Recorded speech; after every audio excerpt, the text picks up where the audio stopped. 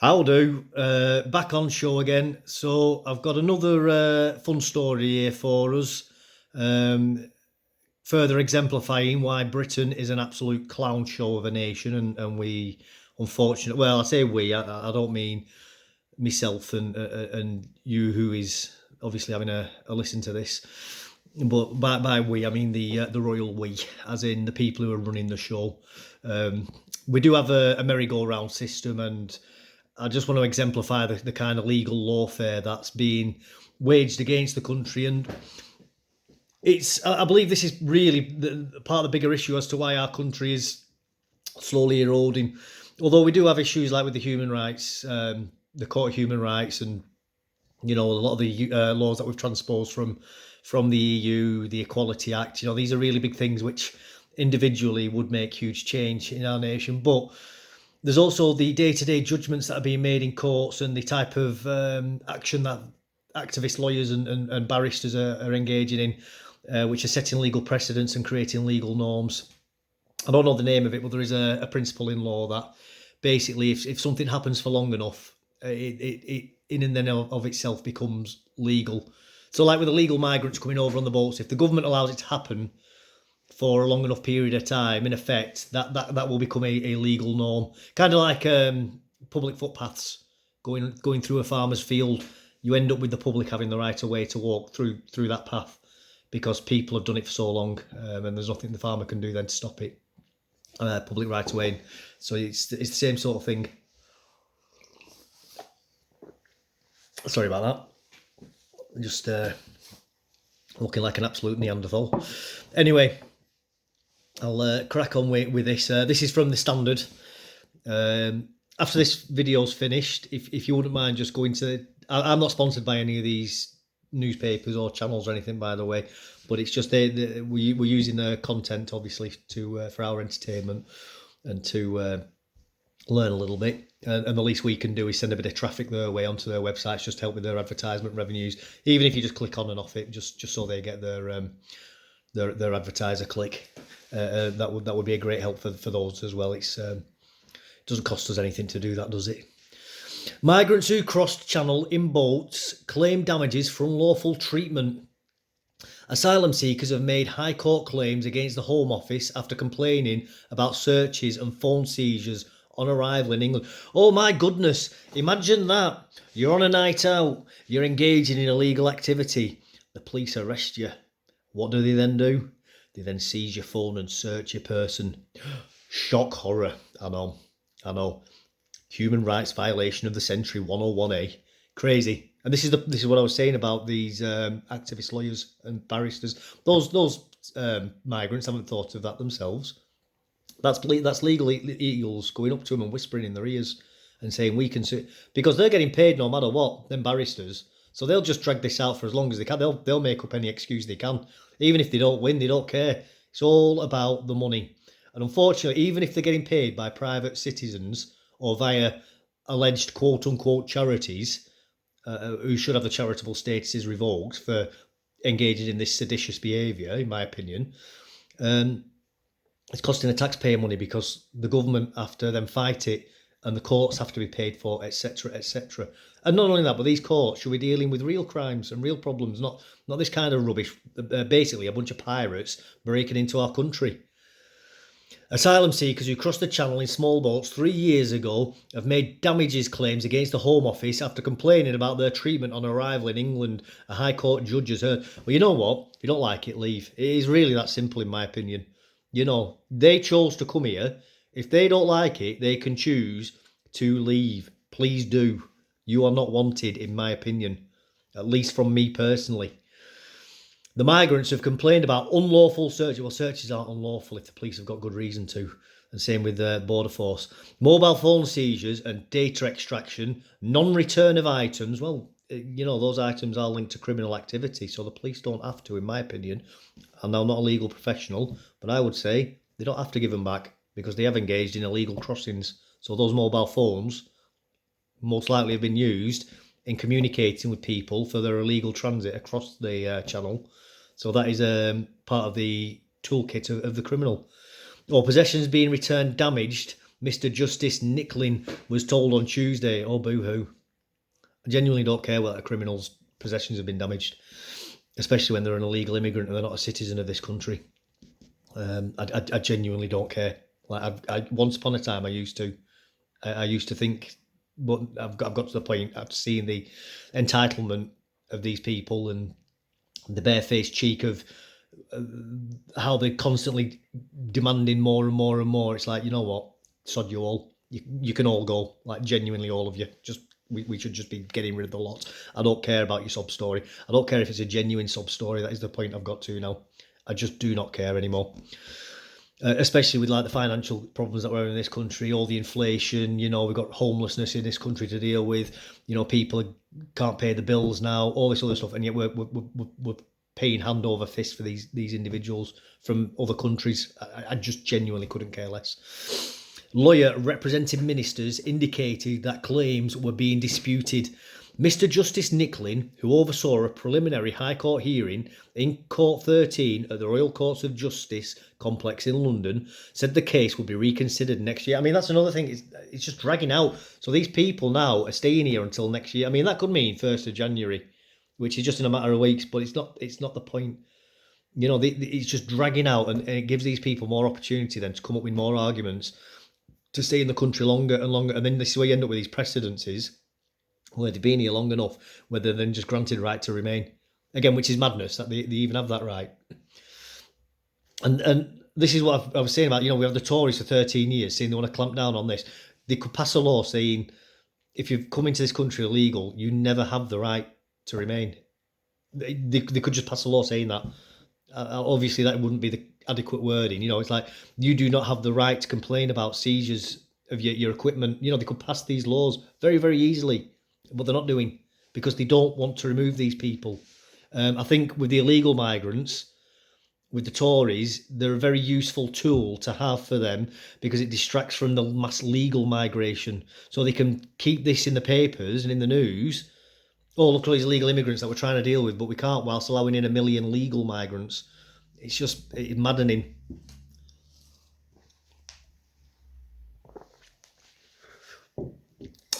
The judge said the migrants could not be named in media reports of the... Why not? Why not?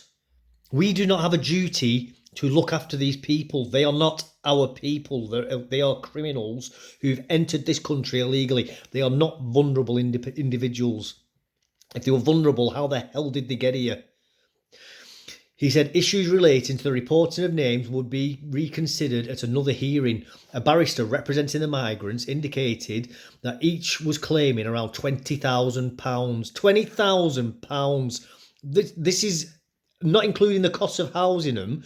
It's costing about 25 grand per migrant each year anyway already, just to look after them. You know, and they get given mobile phones, they get given internet access, they're getting fed, they're getting watered, they're getting a home to live in, etc., etc. They get clothes bought for them, everything. Between 25th of April and 6th of November 2020, the claimants crossed. I mean, can you imagine that? You're working, I work, I don't get paid very well, I drive a tipper truck. You know, not a very well paid job, right? I've got to pay for my own home myself. I've got to pay for the roof over my head. I've got to pay my council tax myself. I've got to pay my national insurance. I've got to look after 4 kids when they're in my care. I don't get any child benefit for that. I live on my own. And it's a mortgage that I've got, so I don't get any help with that from the government, you know. And even if I was living in rented accommodation, a lot of housing benefit now doesn't cover that. But I earn too much for housing benefit anyway. So if it wasn't for the fact that I was fortunate enough to live in the mortgaged house that I live in, I wouldn't be able to afford to live in a rented home because of the cost of them. You know, without going too deep into it, but I bought my house when I was in the army. I put a very large deposit down on it, so I'm very fortunate that I was quite wise in that regard. So my mortgage is very, very small compared to what a lot of people have to pay. And even I'm struggling right now. You know, it's maddening that I've had to do what I've done for this country. I get literally no help. Zero. Zip. Not a single penny.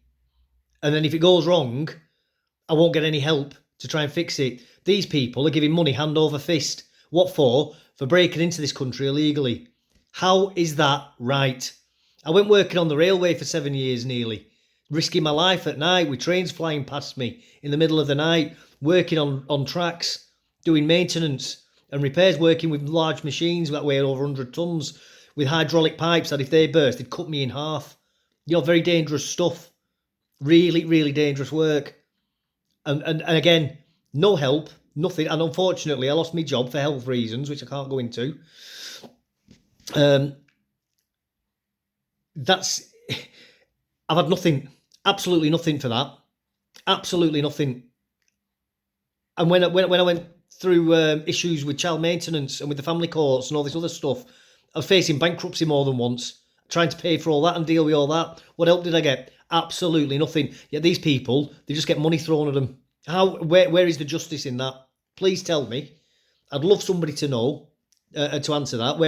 Where is my human rights barristers and lawyers that these people seem to get? Or is it because I'm a heterosexual, white, working class Christian male? I think that's probably got more to do with it, hasn't it? The hierarchy, not the hypocrisy of this, that we do live in a caste system. That's what multiculturalism has given us. It's given us an Indian caste system. And it's sickening. It's sickening. Anyway, back to the article, because I'm getting my blood pressure up there, and that's not good. Between 25th of April and 6th of November 2020, the claimants crossed the English Channel in small boats from Calais. Eric Metcalfe told the judge in a written case online, well, they should have been pushed back, in my opinion. If the boat sank, that's their problem, because they chose to get in those boats, so they reap the responsibility of their own stupid actions. People are responsible for their own bad choices. On their arrival in the UK, each of the claimants claimed asylum. They were also searched, in some cases strip searched. I don't care, you've entered the country illegally, you should be strip searched. Because for all we know, they could be carrying guns or drugs. And if they're not, well, it's your own fault for coming over illegally. You don't want to get treated like a criminal, don't act like one. Among other things, the Home Office seized their mobile phones and any SIM cards, and they told them they were required to provide the PIN codes. He added, in every case, the Home Office failed to return the claimants' phones and SIM cards for a period of several months. Oh, boo-hoo. Boo-hoo. You didn't have your phones for several months. Oh, what a shame. Mr. Metcalfe indicated that claimants were getting legal aid. It's more than I've ever received. I'm telling you that now. I've not even received any legal aid. For nothing. None of my problems. Not once. The best I got told was chin up by and that was via the British Legion. I've asked the British Legion for help twice, but because I don't have any limbs missing and because I don't wake up screaming in sweats every night, don't get any help. Nothing. Mr. Metcalfe indicated that claimants were getting legal aid. In March 2022, 3 asylum seekers won a court fight with then Home Secretary Priti Patel after she admitted that their mobile phones were unlawfully seized under a blanket policy aimed at migrants crossing the Channel. The trio had challenged the lawfulness of the circumstances and policies under which they were searched. That's the end of the article. A bit of a shorter video today and a shorter story. The UK legal system, when in regards to illegal immigrants, is just a joke. We are the laughing stock of the rest of the world. You see, what people don't understand is with different people from different parts of the world come from different civilizational models, and part of having a different civilizational model is a different way of thinking and approaching, whether that being about individual rights, about how groups of people work together, what's appropriate in dealing with other members of the community, everything. It's just stuff that you take for granted without even thinking about. And if you've never left Europe or a developed country, it's hard for people to imagine and see this in their own mind's eye. They don't get it. I suggest if you want to understand something, look up Bacha Baza in Afghanistan, a common practice there. Because girls are kept in the house, you end up with young boys being used as essentially rent boys. We'll have like 12-year-old boys with makeup on in like sort of dresses and stuff, and they'll go to these Bacha Bazi parties and dance for dirty old men. But that's just seen as normal and acceptable. Or you'll see blokes walking down the street and they'll have like 2 or 3 young lads holding the hands. But the boys will have like eyeliner on and lipstick and stuff. So like the Bacha Bazi boys. But that's normal there. That's like nobody even bats an eyelid to it. It's just there might be people who don't like it, but it's not something that gets generally commented on. It's just part of the culture, and it's the same with how a country behaves. You go to like during lockdown, there was many videos circulating coming from like India, where crowds of people were getting beaten with hickory sticks for not staying inside the homes or not doing as they were told. Now, we in the West look at that in horror. But in places like India, that's just normal. That's par for the course. That's what the police do. And it's the same with these illegal crossings, because we are housing these people and giving them money and then providing them with legal recourse against the state because they don't get their own way. Those parts of the world see us as weak.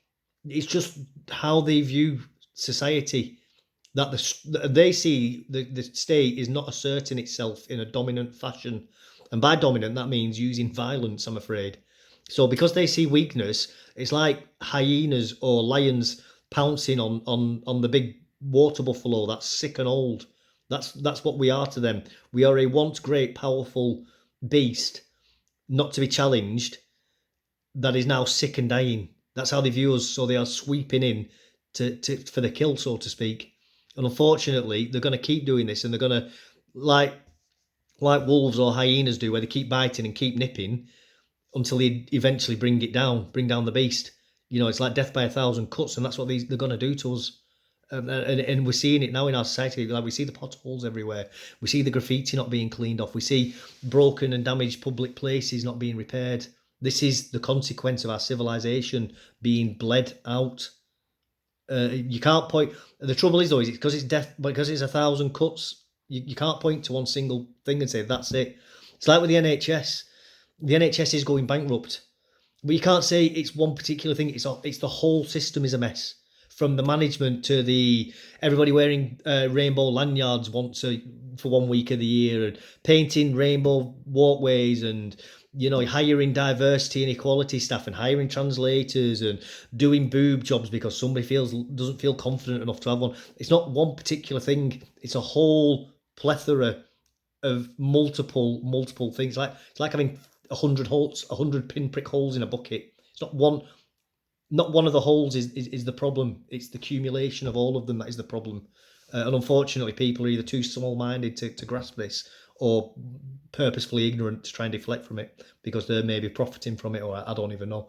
And by profiting, that may not be financially, it could be ideologically, via an agenda, which that is an issue with the NHS. Very, very full of socialists, unfortunately, and socialists do want to bring in a revolution. Anyway, thanks for that. I've rambled on a bit there at the end. If you found that informative or entertaining, please like, subscribe, and put a comment below. It really does help the algorithm for the channel to help us get around to other people. I've appreciated your time if you've got to this point, and have a lovely day. Bye bye.